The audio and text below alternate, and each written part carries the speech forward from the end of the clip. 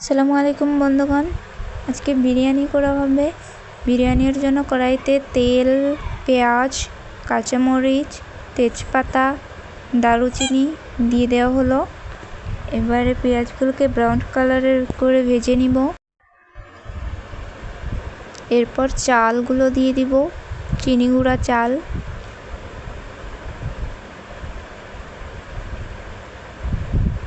চালটা একটু ভেজে নিব।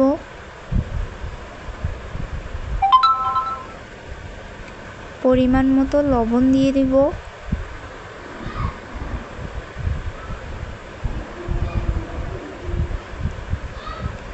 চালগুলো সুন্দর করে ভেজে নিলে বিরিয়ানিটা ঝরঝরে হয়। এবারে পরিমাণ মতো পানি দিয়ে দিব।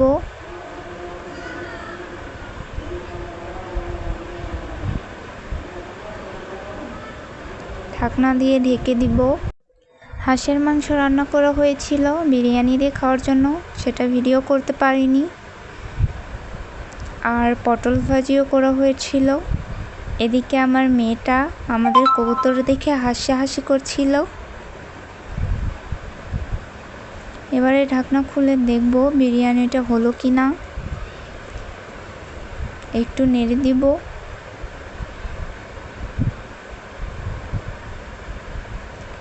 বিরিয়ানিটা অনেক সুন্দরভাবে হয়ে গেছে।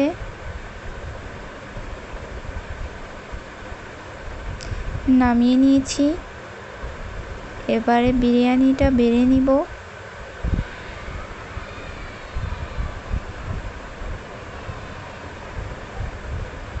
অনেক সুন্দর হয়েছে এবং ঝরঝরে হয়েছে।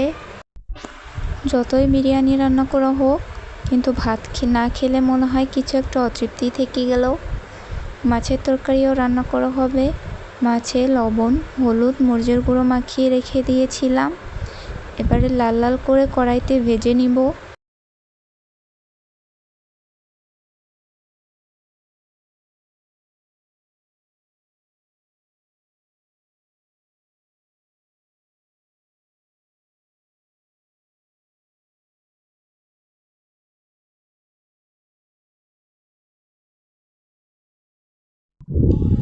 মাছগুলো একটু উল্টিয়ে দিব।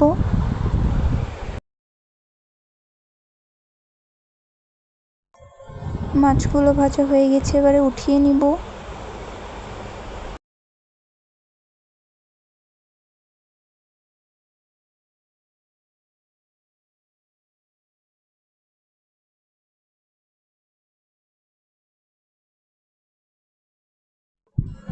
এবারে মাছ ভাজির কড়াইতেই কাঁচামরিচ, পেঁয়াজ এবং শুকনো লঙ্কা ফোড়নে দিব।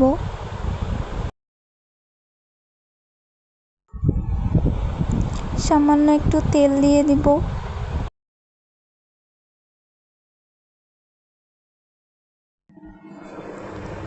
এবারে পরিমাণ মতো লবণ, হলুদের গুঁড়ো, মরিচের গুঁড়ো এবং পানি দিয়ে মশলাটা সুন্দরভাবে কষিয়ে নিব।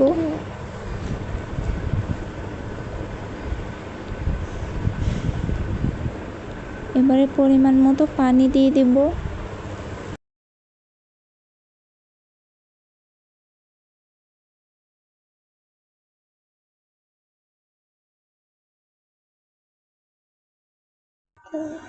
এবারে মাছগুলো দিয়ে দিব।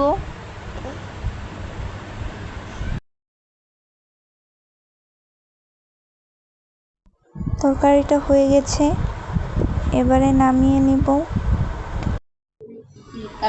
দেখুন অনেক সুন্দর লাগছে কালারটা। যদি আমার ভিডিওটা ভালো লাগে অবশ্যই লাইক, কমেন্ট, সাবস্ক্রাইব করে পাশে থাকবেন। আসসালামু আলাইকুম।